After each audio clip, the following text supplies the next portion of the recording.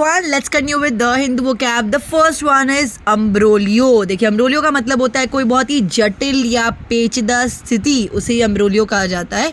यानी कि a situation that is complicated, confusing और embarrassing, especially a political और public one, उसे आप कहेंगे अम्ब्रोलियो.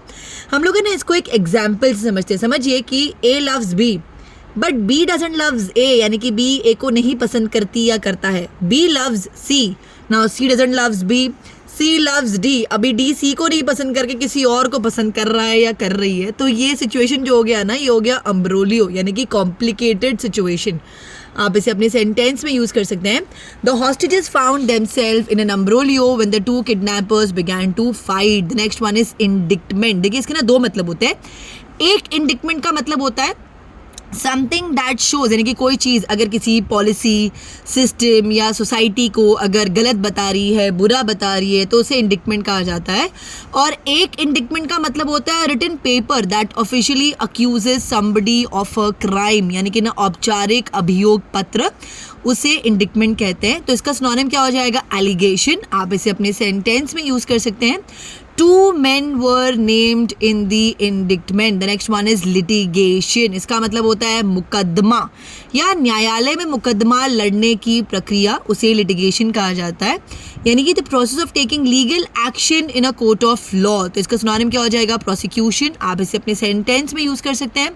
Both sides agree to the settlement to avoid the expense of litigation. The next one is status quo. इसका मतलब होता है एग्जिस्टिंग स्टेट ऑफ अफेयर्स और करंट स्टेट ऑफ थिंग्स, यानी कि ना यथाकथित स्थिति या तो यथापूर्व स्थिति या तो यथास्थिति, उसे स्टेटस को कहा जाता है.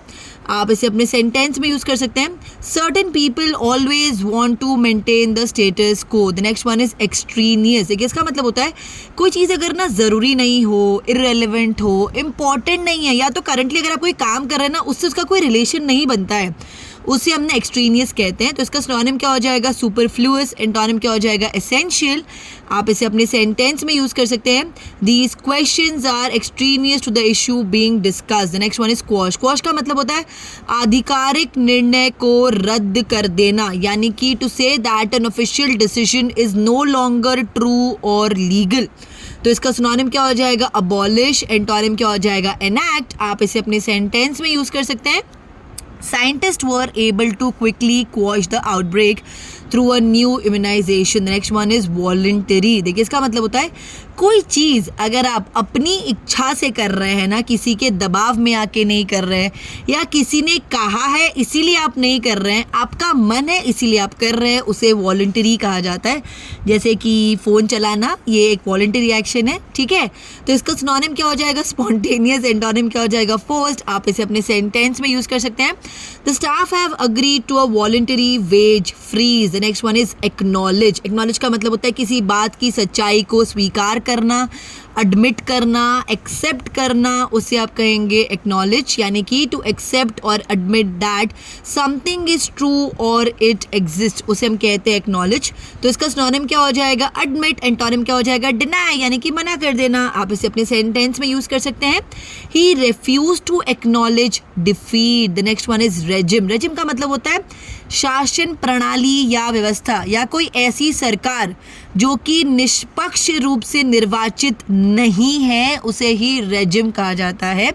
यानी कि a method or system of government, specially one that has not been elected in a fair way. तो इसका सिनोनिम क्या हो जाएगा? सुप्रीमेसी. आप इसे अपने सेंटेंस में यूज कर सकते हैं. The ones docile population has finally Ryzen up against the ruthless regime. The next one is interim. Interim का मतलब होता है जो अंतिम या स्थायी नहीं है, उसे इंटरिम कहा जाता है. यानी कि ना interval, the time between one event, process और पीरियड एंड अनदर, उसे हम कहते हैं इंटरिम. तो इसका सिनोनिम क्या हो जाएगा? इंटरवल. एंटोनिम क्या हो जाएगा? कंटिन्यूएशन. आप इसे अपने सेंटेंस में यूज कर सकते हैं. There will be an interim government to oversee the transition to democracy. The next one is defection. देखिए डिफेक्शन का मतलब होता है कोई पर्सन अगर अपना देश छोड़ दे या कोई पॉलिटिकल पार्टी छोड़ दे और किसी और देश में चला जाए, किसी और पार्टी में चला जाए, बेसिकली जो दल अपना बदल ले, उसे डिफेक्शन कहा जाता है। और डिफेक्टर पता है कौन होता है कि कोई पर्सन अगर अपना करंट जिस पॉलिटिकल पार्टी में है उस पॉलिटिकल पार्टी को छोड़ के अगर वो कोई दूसरा पॉलिटिकल पार्टी ज्वाइन कर ले अपने बेनिफिट के लिए ना, तो उसे डिफेक्टर कहा जाता है। तो इसका सिनोनिम क्या हो जाएगा? डिजर्शन। एंटोनिम क्या हो जाएगा? रिक्लेमेशन। आप इसे अपने सेंटेंस में यूज कर सकते हैं। Recent changes in policy have resulted in large scale defection from the party. The next one is ample. Ample का मतलब होता है जब कोई चीज़ बहुत ज़्यादा हो मात्रा में, उसे ही एम्पल कहते हैं, यानी कि ना प्रचुर या पर्याप्त से अधिक, इनफ और more than enough, that is called as ample. तो इसका सिनोनिम क्या हो जाएगा? प्लेंटीफुल। आप इसे अपने सेंटेंस में यूज कर सकते हैं।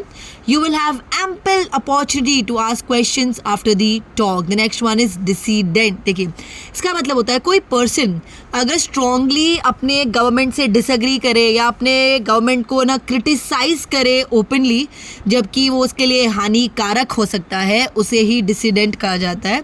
यानी कि a person who strongly disagrees with and criticises his or her government specially in a country where it is dangerous to do this, उसे ही डिसिडेंट कहते हैं।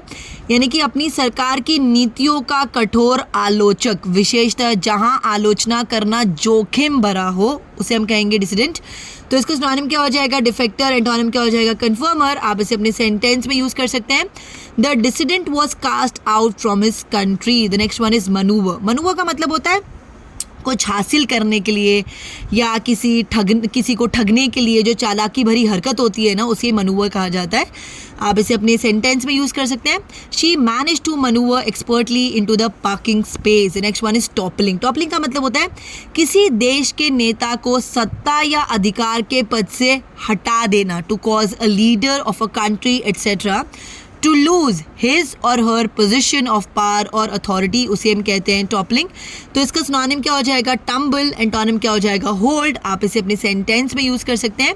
The tree toppled and fail. The next one is verdict. Verdict का मतलब होता है न्यायालय का निर्णय, उसे वर्डिक्ट कहा जाता है। यानी कि the decision that is made by special chosen group of people, that is jury in a court of law, which states if a person is guilty of a crime और नॉट। तो इसका synonym क्या हो जाएगा? Judgement. आप इसे अपने sentence में यूज कर सकते हैं।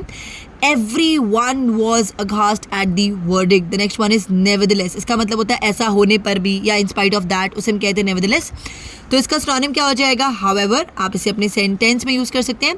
I knew a lot about the subject already, but her talk was interesting nevertheless. The next one is alter. Alter का मतलब होता है to change something, usually slightly, or to cause the characteristic of something to change, यानी कि ना परिवर्तित होना, modify करना किसी चीज़ को, उसे ही ऑल्टर कहा जाता है। आप इसे अपने सेंटेंस में यूज कर सकते हैं।